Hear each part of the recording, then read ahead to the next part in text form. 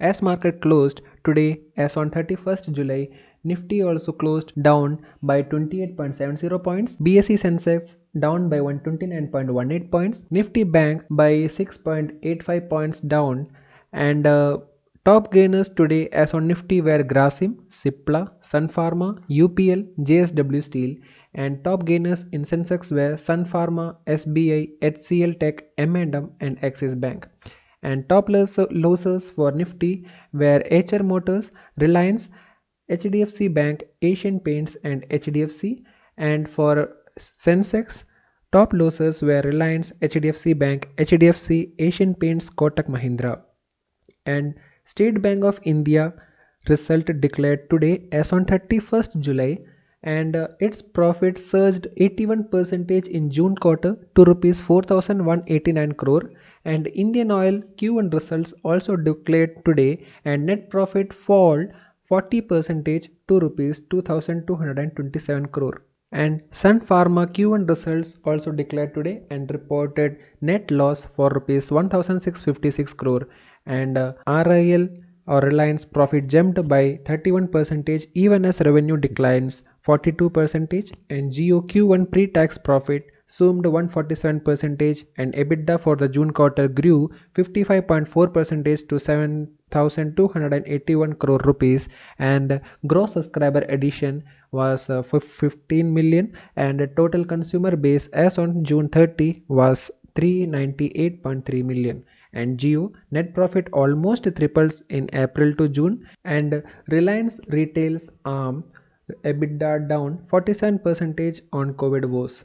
And Reliance Industries on Thursday raised rupees 2550 crore by selling 5 sets of commercial papers coming back to the market. And Reliance Infra logs rupees 296 crore loss for June quarter, and Reliance Power post pre-tax profit of 82.23 rupees crore. JioMart now delivering over 4 lakhs order daily to expand services across cities with Kirana tie-ups.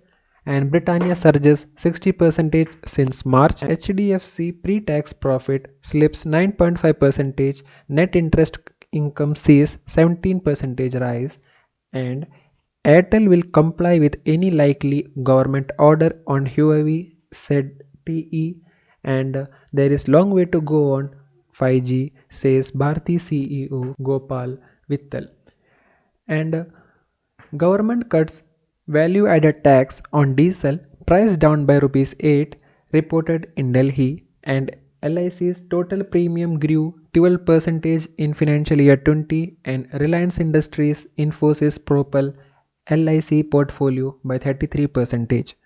Tata Communications Q1 net profit jumps to 36%, and Yes Bank MD and CEO Prashant Kumar told Business Standard that planning strong recovery steps like notice to ADAG. And Torrent Pharma Q1 result declared, and net profit up by 49% to rupees 321 crore. Tata Power to cut debt to rupees 25,000 crore by financial year 21 end, says Chairman Chandrasekaran. Our brand value got eroded under mystery, says Tata Sons. And today's stock in the news where Bharat Petroleum Corporation as government extends bidding deadline for stake sale by 2 months. Laurus Labs by Q1 net profit at 172 crore against 15 crore in the year ago quarter. And Manappuram Finance as quarter 1 financial year 21 NPA jumped to 1.3% from 0.7% in the year ago quarter. Inox Lecture as under lockdown 3.0 rules, cinema halls remain closed till August 31. Mastek as analysts expect earning to improve led by a strong deal pipeline.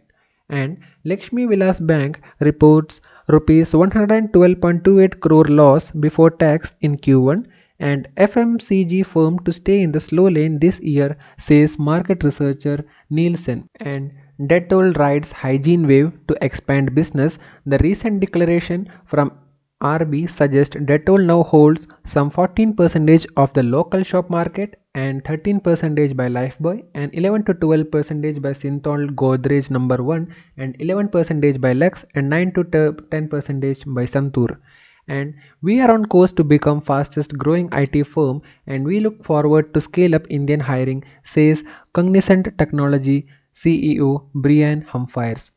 Chola investment Q1 net rises 37%, and legal trouble in store for BPCL stake sale as the de-investment process of Bharat Petroleum Corporation is likely to face resistance from the government of Kerala and employees of the oil and gas company examining legal options. There will be rupees 4.46 trillion lost to the nation if BPCL is allowed to be sold by stock market share value, the petition stated. And Huawei overtakes Samsung to be number one smartphone player in the world as Huawei still faces US government sanctions restriction, but the upliftment of the China economy boosted it. And Jet Airways takes ownerships of 6 Boeing aircraft, and June smartphone imports at 3-year high of rupees 2225 crore, and ready-made garment makers face 25 to 30% drop in revenues, and Sikkim virus spread may hit drug supply, and Marsilidios, Cipla, Torrent, Intas, Lupin and one unit of Sun Pharma operating at low capacities, about 30 to 40 major cores said to have been shut. Unlock 3 to end night curfew, allow hotels, hawkers to operate, and restaurants expect revival but retailers still unhappy. AirAsia India Fernandez slashes exit price to $50 million. Tata's in advanced talks to buy 49% stake in Indian joint venture. Uber halted a plan to move its Asian headquarters to Hong Kong in another business blow for the Chinese ruled city, choosing to extend its stay in Singapore until at least December 2022.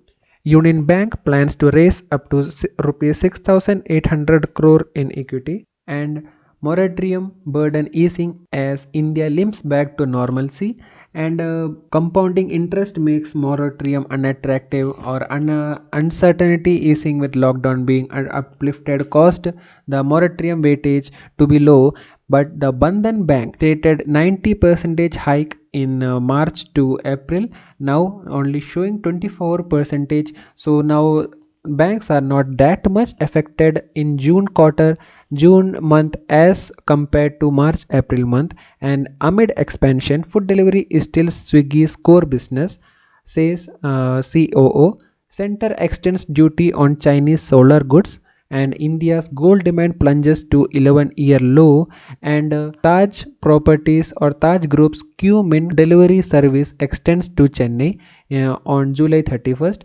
US economy shrinks by a record 33%, and Chinese firm removed from smart meter project in Jammu and Kashmir, in which the project was the installation of 1 lakh smart meters each in Jammu city and Srinagar city in 2 phases, and the project costed 125 crore, and Advent to acquire RAChem stake for around 1000 crore.